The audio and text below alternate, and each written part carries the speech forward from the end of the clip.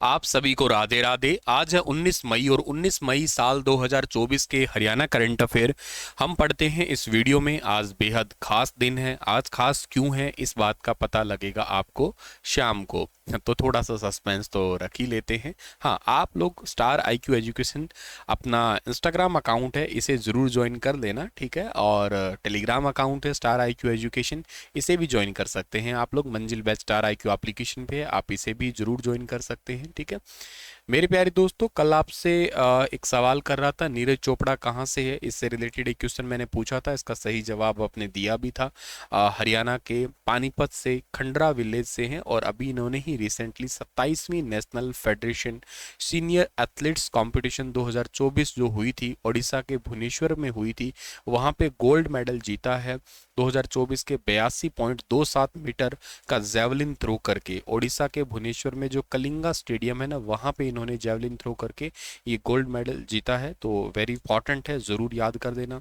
के साथ कर्नाटक के DP मनु ने 82.06 मीटर थ्रो करके सिल्वर मेडल जीता है। महाराष्ट्र के उत्तम बाला साहब पाटिल ने 78.39 मीटर का जेवलिन थ्रो करके कांस्य पदक जीता है। आगे बढ़े तो आज का पहला करंट अफेयर है कि किसके अनुसार हरियाणा में पिछले 15 दिनों में शहर के कुछ क्षेत्रों में निचले वायुमंडल स्तर का ओजोन स्तर सुरक्षित सीमा से अधिक हो गया है। तो इस सवाल का ठीक आंसर जो रहेगा वो है HSPCB।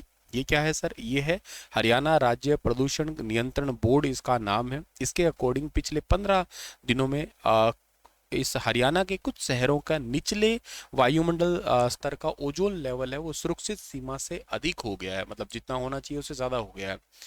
मानेसर सेक्टर 51 और के साथ साथ ग्वाल पहाड़ी में वायु निगरानी स्टेशन यानी कि एयर क्वालिटी इंडेक्स जहां पे मेजर किया जाता है, जो मॉनिटर करने वाले स्टेशन है, वहां पे डेटा 100 माइक्रो ग्राम जो पर आपका क्यूबिक मीटर होता है, 8 घंटे की ओजोन सीमा को पार करने के कई सारे एग्जाम्पल पब्लिश कर रहा है। ये क्यों ऐसा हो रहा है, उसकी वजह है nitrogen oxide, NOx, sulphur oxide. आप ना, ये बड़े खतरनाक है। ये कैसे खतरनाक है, मैं आपको इसका ना एक सिंपल सा एग्जांपल देता हूँ। अगर आप गांव से संबंधित है तो शायद बहुत जल्दी समझ जाएंगे, बाकी आप शहर से भी हैं तो भी थोड़ा थोड़ा आपको शायद इसका एहसास हो, लेकिन गांव वाले तो बहुत जल्दी इसको समझ पाएंगे।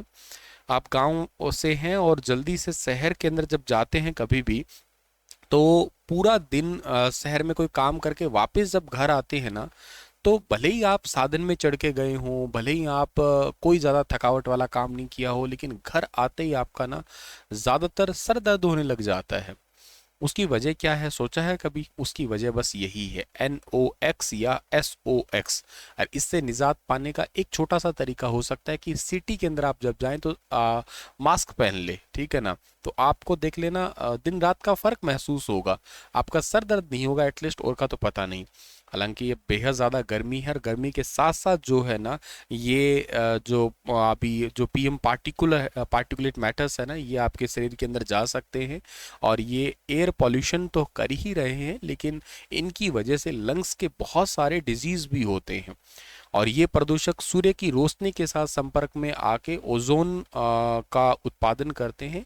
अब आप कहोगे सर ओजोन लेयर और ये क्या है, मतलब भाई देखो ऐसा है, ओजोन लेयर जो है ना जहाँ पे है वहाँ पे तो ठीक है, जहाँ पे कहाँ पे है सर, ये जो लेवल है वो है समताप मंडल में। शोभ मंडल हो गया, समताप मंडल यहाँ ठीक है। क्यों ठीक है? क्योंकि ये UV रेज से हमें बचाती है, लेकिन ये जमीन पे भी क्रिएट हो जाती है इन पॉल्यूशन की वजह से।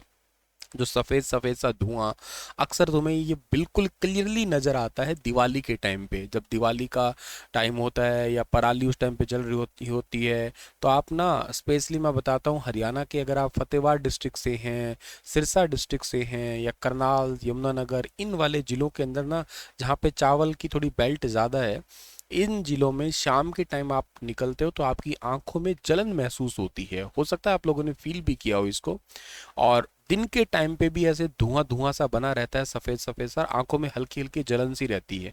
ये वही है ओजोन जो धरती के ऊपर है। इसकी वजह मतलब ये ज़्यादातर वैसे कब क्रिएट होती है, एक तो इस टाइम पे हो गया, और या फिर शहरों के अंदर जब गाड़ी मोटर के धुआं है ना उसकी वजह से होती है, जहाँ पे बहुत सारी इंडस्ट्री होती है तो भी ये बन जाती है इंडस्ट्रियल एरिया के अंदर। और या शहरों के अंदर तो अक्सर ये देखने को मिलता है, हालांकि ये ऐसी लेयर ना बन पाए भले ही, लेकिन आपकी बॉडी को डायरेक्टली फील हो जाता है ये। आप किसी बड़े बाजार में से निकल के आइएगा पैदल, ठीक है ना, या 2-4 घंटे पैदल घूम के आइएगा, आपको या थकान महसूस होगी, या हालांकि कोई थकान वाला काम कोई खेत में आप फावड़ा कस्सी लेके थोड़ी ना लगे हैं, लेकिन फिर भी आपको यूं लगेगा जैसे बिल्कुल चकनाचूर हो गया हो शरीर, सर आपका भारी भारी सा हो जाएगा।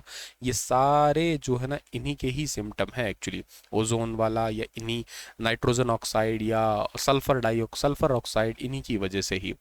और इनकी वजह से फिर फाइनली लोगों को डिजीज़ क्या होती है लॉन्ग टाइम के बाद में, तो अस्थमेटिक डिजीज़ होती है, या पल्मोनरी, मतलब डिजीज़ कहने का सेंस है कि जितने भी लंग्स से रिलेटेड डिजीज़ है ना वो सारी इसी की वजह से ही होती है। तो सड़क की धूल और अपशिष्ट जलाने को कम करने के निर्देश दिए गए हैं हरियाणा राज्य प्रदूषण नियंत्रण बोर्ड के द्वारा भी, ठीक है। और ये कुछ ऐसे लेवल दिखा रखे हैं, मानेसर सेक्टर 51 या तेरीग्राम विकास सदन, ये कुछ ऐसे इलाके के अंदर जो है ना लेवल बढ़े हुए दिखाए गए हैं अभी हाल ही में। ओजोन क्या है, ओजोन के 3 परमाणुओं से बनी हुई है, और मतलब ये O3 ऑक्सीजन के 3 परमाणु से मिलकर बनी है, O3 बोलते हैं इसको हम लोग, ठीक है। और ओजोन वातावरण में इसके स्थान के आधार पर लोगों के स्वास्थ्य और पर्यावरण के लिए अच्छा या बुरा हो सकता है।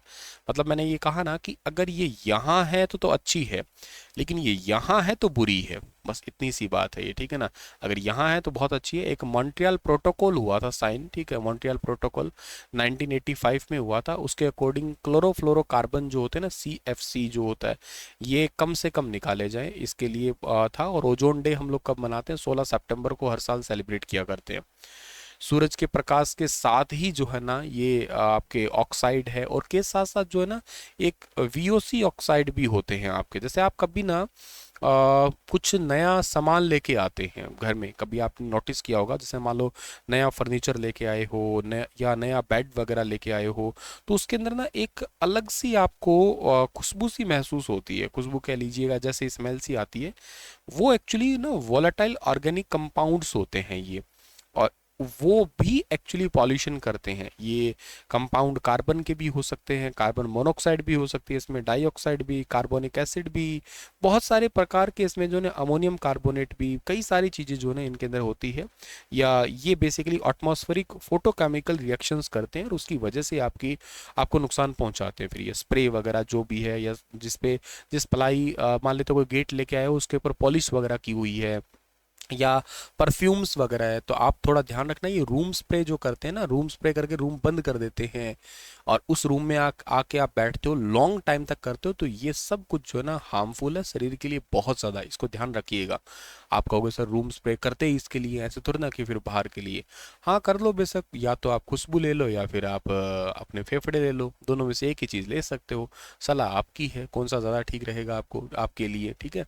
तो बंद रूम में ये सब चीज़ें ठीक नहीं है। अगर न मान लो नया गेट या नया पॉलिश, नया पेंट ऐसा कुछ भी करवाया है, तो उसको खुला जितना रख सकते हो उतना रखो, ज़्यादा बेटर रहेगा, ठीक है। चलिए खैर आगे बढ़ते हैं हम लोग। और एक और भी वैसे प्रोटोकॉल हुआ था, इसको नाम आप लोग ना गॉथेनबर्ग प्रोटोकॉल कहते हैं 1999 को, ये भी ओजोन को बचाने से ही संबंधित है आपका। अगला सवाल है कि हरियाणा की किसी भी फिल्म निर्देशक की पहली बॉलीवुड हिंदी फिल्म कौन सी रिलीज की गई है अभी हाल ही में, तो ये है द लोस्ट गर्ल। ये हरियाणा की पहली बॉलीवुड फिल्म है कहिएगा, मतलब हरियाणा के पहले डायरेक्टर है जिनकी फिल्म को रिलीज किया गया है। हरियाणा के हिसार जिले के हांसी के रहने वाले हैं, और बॉलीवुड के जो है ना प्रोड्यूसर हैं जिनका नाम है आदित्य रानोलिया, इनकी मूवी है ये। और ये बेसिकली मूवी 1984 में अपने परिवार से बिछड़ के एक लड़की की दुखद कहानी है। ये ज़्यादातर शूट जो हुई है हांसी, हिसार, राखी गढ़ी, इन्हीं एरिया के अंदर हुई है ये। और ये पैनोरमा स्टूडियो कुमार मंगत पाठक के द्वारा देश भर में जो है इसको रिलीज़ किया जा रहा है, ठीक है। अगला जो सवाल है वो है पीरियोडिक लेबर फोर्स सर्वे अभी रिसेंटली हुआ है, और उसके अकॉर्डिंग जनवरी से मार्च 2024 के इस सर्वे के अकॉर्डिंग 15 मई 2024 को अभी रिसेंटली सांख्यिकी और कार्यक्रम कार्यान्वयन मंत्रालय जो है ना इसकी तरफ से फाइनेंशियल ईयर 2024 का जो क्वार्टर है उसके लिए अभी रिसेंटली जो है ना पीरियोडिक लेबर फोर्स सर्वे एक बुलेटिन जारी किया गया है और इसके अकॉर्डिंग 15 साल या इससे अधिक उम्र के व्यक्तियों की वर्तमान साप्ताहिक स्थिति जो है ना, ये भारत में अर्बन बेरोजगारी 0.10 मैक्सिमम है, इसके अकॉर्डिंग 6.7% हो गई है, जो फाइनेंशियल ईयर में 6.8 थी 2023 में, और अक्टूबर से दिसंबर तक ये 6.5 थी। तो मतलब ये मान के चलो पहले से अब बेरोजगारी बढ़ी है। हाँ, पिछले साल के पूरे ओवरऑल साल के मुकाबले तो घटी है, क्योंकि पहले 6.8 थी और अब 6.7 होगी ओवरऑल अगर देखा जाए तो। लेकिन हाँ, ये तिमाही का आंकड़ा देखा जाए आपका तो अक्टूबर से दिसंबर में ये 6.5 थी, उसके अकॉर्डिंग ये 0.2% जो है ना इसमें इंक्रीमेंट देखने को मिला है। और ये जो आंकड़ा जारी करता है ना, ये जारी कौन करता है, इसमें बेसिकली ना बहुत सारी चीज़ें होती है, जैसे लेबर फोर्स पार्टिसिपेशन कितना है, श्रमिक की जनसंख्या कितनी है, बेरोजगारी का पॉइंट्स कितना है, कितने लोग बेरोजगार है, कितने लोगों के पास में रोजगार है तो कैसा है, उस सभी चीज़ों पे फोकस करता है ये। और इसको जारी करने वाला डिपार्टमेंट है सांख्यिकी डिपार्टमेंट, और जिसके मंत्री का नाम राव इंद्रजीत सिंह है, जो हरियाणा गुरुग्राम से जीते हुए हैं। मतलब ये एमपी है फिलहाल के लिए, तो आगे अब देखो 4 जून को क्या होता है। और हेडक्वार्टर कहाँ पे है, नई दिल्ली के अंदर इसका हेडक्वार्टर है। हाल ही में कंपनी है renew power, very very important question है, इन्होंने अगले 3 सालों के लिए $1 बिलियन अमेरिकी डॉलर की ऊर्जा परिवर्तन परियोजनाओं के लिए स्मिति जर्नल जो है ना इसके साथ में एमओयू किया है। तो रिन्यू पावर कंपनी का हेडक्वार्टर कहाँ पे है? इसका हेडक्वार्टर तो हरियाणा के गुरुग्राम के अंदर है। रिन्यू पावर ने अभी रिसेंटली इसको सोसाइट जर्नल के नाम से आप लोग पुकारिएगा, सोसाइटी जर्नल इसका नाम है, ठीक है ना, सोसाइटी जर्नल है ये, ठीक है ना, सोसाइटी जर्नल है। और सोसाइटी जर्नल के साथ समझौता तो किया चलो गुरुग्राम ने, पर मैं आपको पहले ही सोसाइटी जर्नल के बारे में बता देता हूँ। ये एक अग्रणी वित्तीय सेवा समूह है और इसके अधिकारी का नाम जो ना स्लोवोमीर है। इसका हेडक्वार्टर पेरिस में है। स्थापना इसकी 1864 के अंदर हुई थी। रिन्यू पावर कंपनी हरियाणा के गुरुग्राम की ही है। सुमंत सिन्हा संस्थापक है इसके, और ये स्थापना इसकी 2011 के अंदर हुई थी।